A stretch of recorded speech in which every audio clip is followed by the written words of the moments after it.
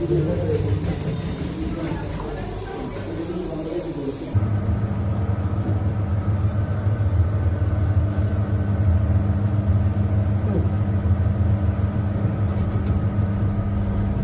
Madam तिकडे आश्रम मध्ये मारलंय बाहेर, पप्पा विकत होते. मुक्तानंदगिरीजी महाराजांचा त्यांचा आश्रम आहे, त्यांचं ते सगळ्या गुंडांनी मारले आहे.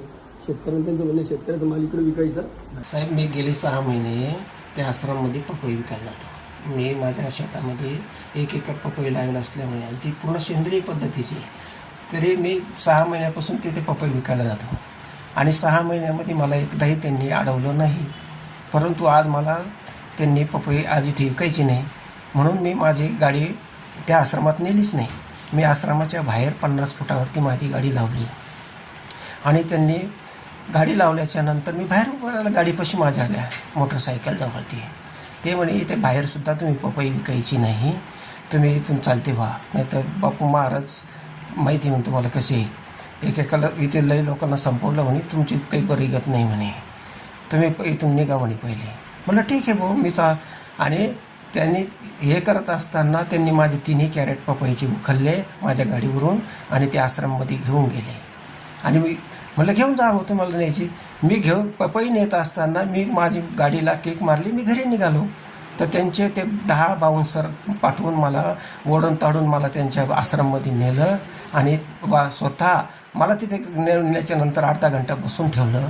अर्धा घंटा बसवल्याच्या नंतर बापू महाराज वरती असता ते खाली आले आणि मला त्यांच्या कॅबिनमध्ये घेऊन खूप अशी मारहाण केली का तू लय माजला म्हणे, तुला तसं इथं ते करतो. आणि त्या मुलाला जे बाउन्सर होते त्यांना पण मला मारायला लावलं आणि याला इथेच पुरून टाका म्हणे, पाठीमागा गड्डा खांदा याला इथे पुरून टाका म्हणे, याचं मात जिरून टाकू म्हणे. मी लई माणसं संपवली म्हणे आतापर्यंत. तिथे तो वाल्मिक आवारे त्यांनासुद्धा असं मला सांगितलं, वाल्मिक आवाऱ्याला सुद्धा मी असं संपवलं म्हणे. आणि आता शांतिगिरी महाराजलासुद्धा आम्ही ते हे केलं म्हणे, तिथे संपवलं म्हणे. म्हणजे असं मला दम देऊन आणि एवढं मारूनसुद्धा मला माझ्याकडून वधून घेत होते ते का बाहेर काही हे इथे काही घडलंच नाही असं तुम्ही ते करून द्या म्हणे. व्हिडिओ करत होते ते माझ्याला, इतकी मला मारहाण केलेली. नाही, आपण शेतकऱ्यांचेच आहोत, शेतकऱ्यांचे प्रेमी आहोत, शेतकऱ्यांच्याच कुटुंबात आपण जन्माला आलेले आहोत आणि म्हणूनच तर आपण 1 रुपयाही कर न घेता जवळपास 8 महिने ते वर्षभर त्यांना या ठिकाणी पपई विकू दिली. नवे त्यांनी हजारो रुपये कमवलेही, पण त्या पपईचा कचरा ते कातडे इतके पडू लागले, त्याच्यातनं अस्वच्छता आणि आरोग्याला धोका निर्माण झाला आणि वारंवार खूप तक्रारी वाढल्या. आणि त्याही पेक्षा महत्त्वाच्या एक अशी घटना घडली की 3 वाराला म्हणजे 3 वेळा पेशंटमध्ये ज्यांनी पपई खाल्ली त्यांना उलटी, जुलाब, पोटदुखी हे खूप त्रास झाले. आणि आमच्यावर आरोप आला की महाराज आश्रमातले हे ज्या गोष्टी आहे ह्याच्याकडे तुम्ही दुर्लक्ष करताय आणि इथे माणसं मेले तर कोण जिम्मेदार. आणि त्याच्यानंतर मग असं वारंवार 2-3 वेळा घडल्यावर आपले ते प्रेमाचेच आहेत, त्यामुळे त्यांना समजून सांगितलं की तुम्ही विकू नका, कदाचित तुम्ही ते काय कार्पेट किंवा काही केमिकलमध्ये टाकून अर्जंट पिकून पैशासाठी ते आणतात, पण इकडे मरण्याची स्थिती निर्माण होईल तर आश्रम बंद पडेल, आमची जिम्मेदारी आहे. हे खूपदा त्यांना प्रेमाने समजावलं, तुम्ही येऊ नका हेही सांगितलं, मात्र त्यांनी अजिबात ऐकलं नाही. मग शेवटी एक दिवस आपण आश्रमातनं त्यांना कॉल केला, त्याच्या मुलालाही गेला की तुम्ही कृपया येऊ नका. त्याची पण रेकॉर्डिंग आहे, सगळे ऐकू शकता.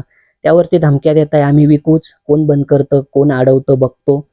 आणि असं वाटलं नाही येणार, पण ते खरोखर आले. आणि वॉचमननं मग सांगितलं की माणसांच्या आरोग्याचा प्रश्न आहे, तुम्ही चुकीचं काम करताय पैशासाठी, असं करू नका, महाराजांचं सुद्धा नाव खराब होऊ राहिलं. तर त्यांनी वॉचमॅनला लगेच शिवीगाळ चालू केली, वॉचमॅनला मारहाणही केली आणि त्याच्यातनं मग ते धक्काबुक्की झाली. आणि मग नंतर इकडं या ठिकाणी त्यांना बोलवलं, मग घेऊन आले ते की बापूजींसमोर नेऊ आणि प्रेमाने मग आपण मिटू. पण इकडं आल्यावरही ते शिवीगाळ करू लागले, धमक्या देऊ लागले, संपवतो आश्रम, हे करतो ते करतो, माझे एवढे हात पोचलेले, ते आहे, अमुक आहे. आणि असं करता करता वाईट शिवीगाळ केल्यामुळे थोडी धक्काबुक्की फक्त मुलांनी केली, हानमार अजिबात नाही. आणि त्यानंतर चक्क त्यांनी लात उचलली, लात मारली आम्हाला तीही. त्यावेळी मुलं, सेवक, भक्त यांना खूप दुःख झालं आणि त्याच्यातनं अजून वाद आणि धक्काबुक्की सुरू झाली. मग आम्ही ते सगळं थांबवलं आणि त्यांना इथून काढून दिलं.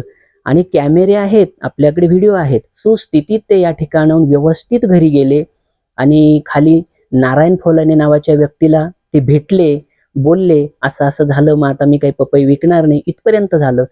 परंतु अजून एक महत्वाचा मुद्दा हा आहे की त्यांच्या भाच्याला आम्ही लॉजिंग बांधू दिलं नाही. आश्रमात येणाऱ्यांना त्याला धंदा करण्यासाठी लॉजिंग बांधायचं होतं, कारण हे तक्रारदार जे आहेत हे स्वतःच अपराधी आहेत, ही दारू पितात, ड्रिंकर आहेत, दारूच्या नशेत ते काही बोलतात, काही करतात, म्हणून तर हे खोटे आरोप आलेत. आणि त्यांच्या भाच्यालाही नाकारलं आणि त्यांनी सुद्धा स्वतः एक खूप मोठं या ठिकाणी चुकीचं काम केलेलं आहे. आश्रमाच्या शेजारी लॉजिंग बांधण्यासाठी एका भिल्ल समाजाच्या गरीब व्यक्तीला 100 रुपयाच्या बॉन्डवर त्याला दारू पाजून आणि खूप अत्यल्प दरामध्ये त्यांनी एक जमीन लिहून घेतली आणि तिथं ते बांधकाम करणार होते लॉजिंगचं. त्याला आम्ही विरोध केला की हे अयोग्य आहे, सगळे दारू पिऊन इकडे येतील, चुकीचे कामं करू नका, हे सामाजिक आध्यात्मिक क्षेत्र आहे. याची सूडबुद्धी उगवून मामा भाच्याला जो राग आला त्याच्यातनं त्यांनी हे षडयंत्र केलं. स्वतःच्या पाठीवर खोटे खोटे वळ त्या ठिकाणी निर्माण करून घेतले, कारण बिनावळाचे भरपूर फोटो त्यांनीच व्हायरल केले आणि त्याच्यानंतर विविध चॅनल बाईट्समध्ये वळ दिसत आहे, ते सुद्धा थोड्या वेळाने लगेच 2 वेगळे व्हिडिओ त्या ठिकाणी त्यांनी सादर केल्यामुळे तेच त्या ठिकाणी पकडले गेले, त्यांचं बिंग फुटलेलं आहे. म्हणून यात आमचा काहीही संबंध नाही, षडयंत्रातून झालेली ही गोष्ट आहे, कपट कारस्थान आहे, याच्यावर कोणी विश्वास ठेवू नका. आणि उद्या आम्ही हे नक्की तुम्हाला सिद्धही करून देऊ की त्यांची चूक होती, अपराधी आम्ही नाही, अपराधी ते आहेत. आम्ही साधूच आहोत, इथं मानवताच निभावल्या जाते आणि शेवटपर्यंत मानवताच निभावलेली तुम्हाला दिसेल.